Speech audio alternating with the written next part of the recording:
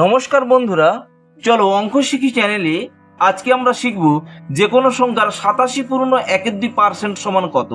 আগে আমরা নিয়মটা দেখে নেই।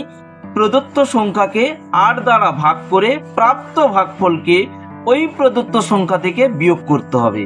তাহলে প্রদত্ত সংখ্যা কত আছে আমার কাছে? 168। 168 এটাকে 8 দিয়ে ভাগ করলে কত হচ্ছে? 8 2 16, 8 1 8। ওই যেটা পেলাম ভাগফলটা ওইটা বিয়োগ করতে হবে ওই প্রদত্ত সংখ্যা থেকে।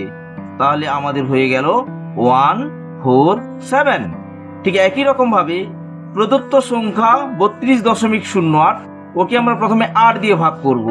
তাহলে 32.08 8 দিয়ে ভাগ করলে 8 4 32.818, বিয়োগ করতে হবে 4.01। আমরা পেয়ে যাচ্ছি 70828.07। Thank you.